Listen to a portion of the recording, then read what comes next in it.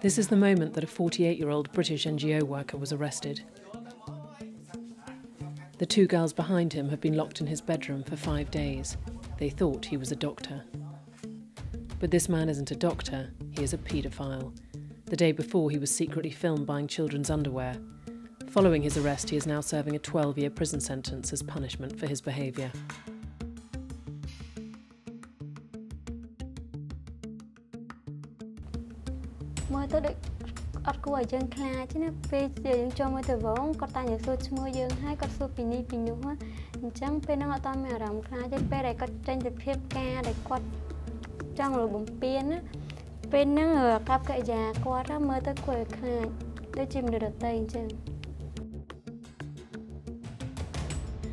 But however shocking, the story of how this man gained access to his victims is not altogether unusual in Cambodia.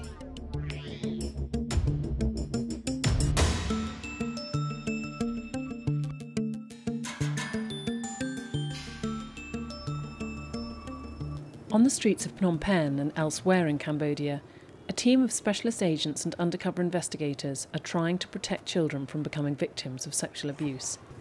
They work for an organisation known as Action pour les Enfants, or APPLE, and are witnessing more and more incidents of travelling sex offenders who target unlicensed and poorly run orphanages as a means to gain access to children.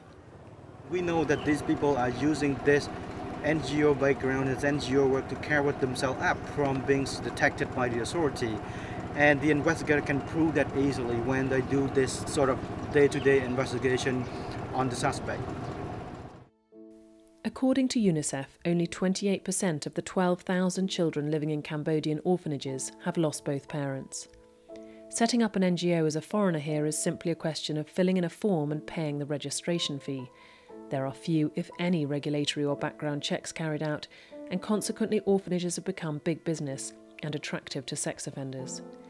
These images show some of just a handful of so-called NGOs that have been linked to incidents of sexual abuse. Generally, people would not suspect someone working with the NGO when they are going out with children, hanging out with children, talking to children, touching children, because the general public would have the first impression that this is just part of their work.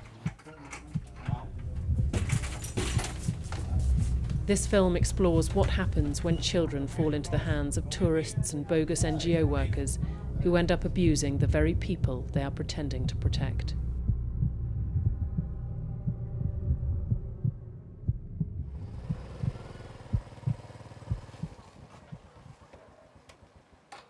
On a dusty back street in downtown Phnom Penh, this undercover APPLE agent is observing the behaviour of two suspected paedophiles who are working in an orphanage just opposite from where he is standing.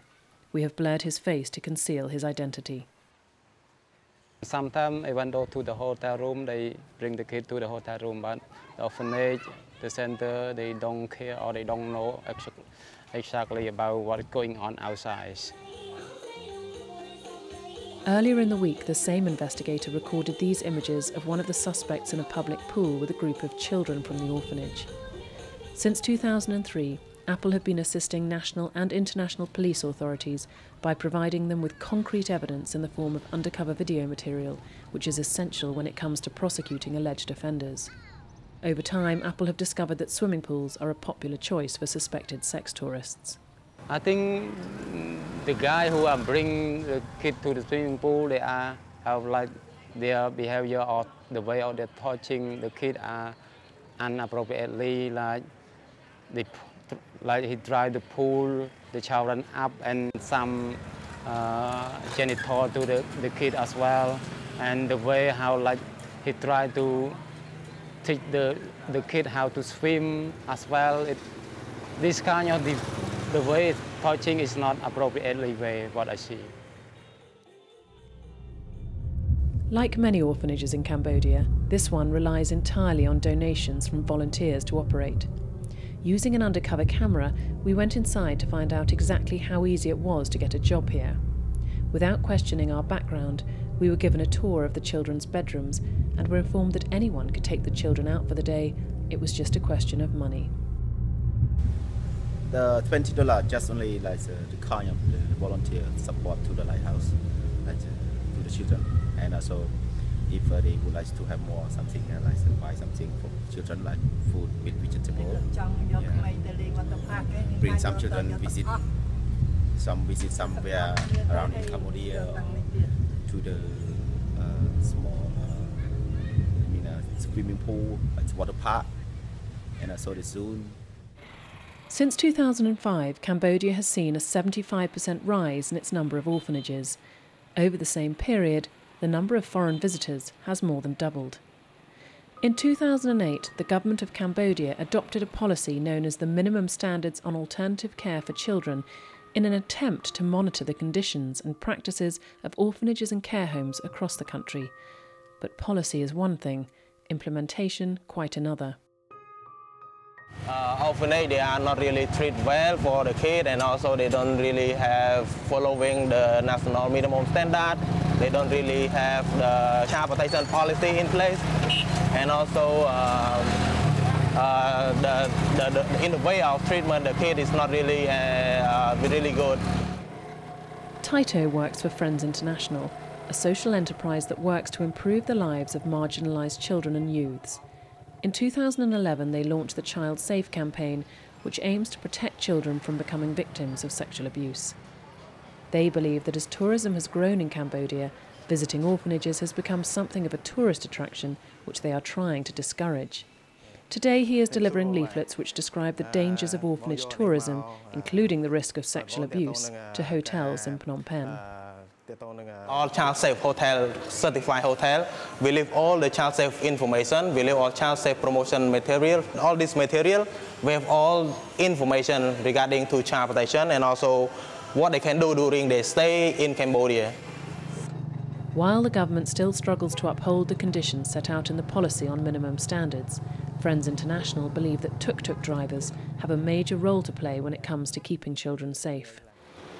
We're working with them in order to be our eye, to be our ear, because they are on the street every day. In case they see any abuse happening, they just immediately take action by stop abuse, or they talk to the parent, they talk to adult, they talk to the local authority, or they referring to any NGO who are located around their location. But volunteering in poorly run orphanages is just one of the problems. Just 21 of Cambodia's orphanages are state-run. The other 248 are foreign-funded or faith-based. Here in a shelter for abused children in Phnom Penh, these two boys are now recovering. They were systematically abused by a Dutch national known as Sebastian, who was able to set up an NGO for children despite having a previous conviction in the Netherlands for abusing a 12-year-old disabled boy and possession of child pornography.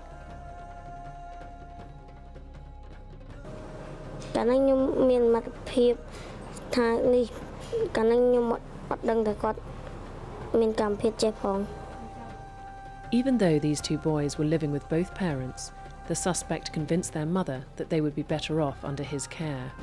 When she agreed to let them go, he kept them in a rented room from which it was impossible to escape. Sebastian had really close access to all the children under his care, and he also had absolute trust from the families. Despite compelling testimonies from his victims, Sebastian was released from custody due to insufficient evidence. Yet regardless of the court's decision, the fact is that he holds a conviction in Holland for sex crimes and has been banned from working with children between the ages of 6 and 14 years old. Even though these boys are currently in protective care, Sebastian has tried to re-establish contact with them since he was released from custody. They now live in constant fear that he will attack them again if they leave this shelter.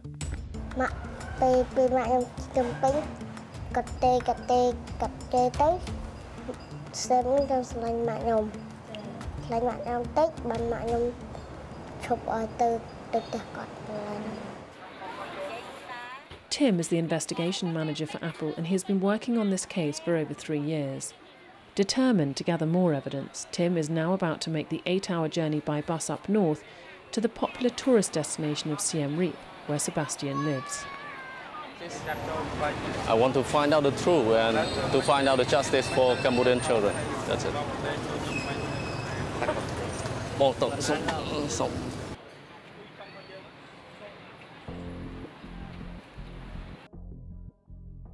Siem Reap's culture and attractions make it a popular destination for tourists, but it has also become a destination for travelling sex offenders.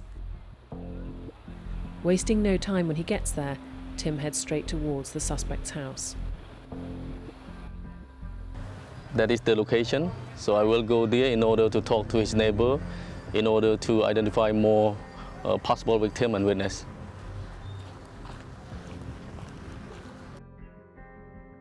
But he is going to have to be careful. The suspect has become aware that his behaviour is being monitored, and he has become extremely aggressive towards Apple staff. Just a few metres from his house, Tim speaks to this lady selling watermelons, who apparently knows him well. She told me that there are 6 boys here that have good relationship with Sab, and often seen to enter to his room.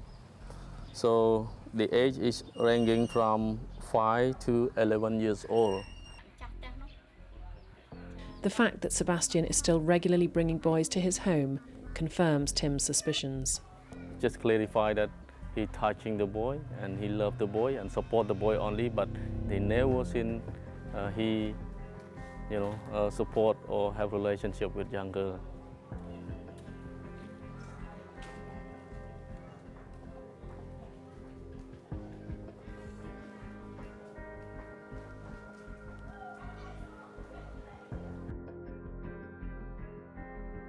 This kind of behaviour is not altogether unusual in Siem Reap. This undercover video material shows a British NGO worker called Nick Griffin playing with a group of boys in the same river that Sebastian had taken his victims. This boy was tempted away from his family and went to live in Nick's shelter as he was promised food, books and toys.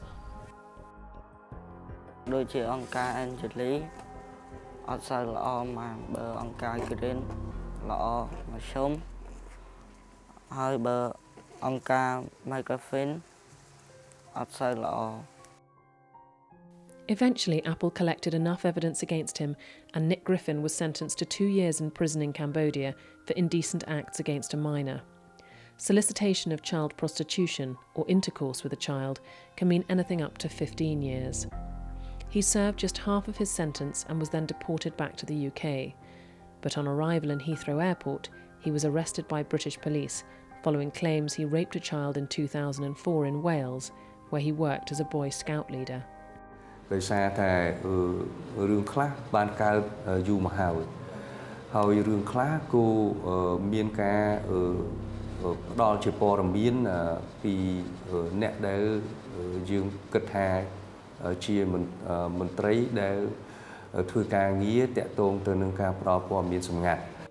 Empowering communities with knowledge and awareness is vital for their own protection. Life with Dignity is an NGO that works with rural communities across the country. They believe that for abuses by NGO staff to stop, it is the communities themselves that must be aware of how they can make complaints if they need to. So this is the kind of the box, and so who can report, and what kind of report that they can do, and how long does it take, and to respond to the community when there is any kind of abuse by our staff. But making people aware of how to make a report is one thing. Convincing them to actually do it is quite another.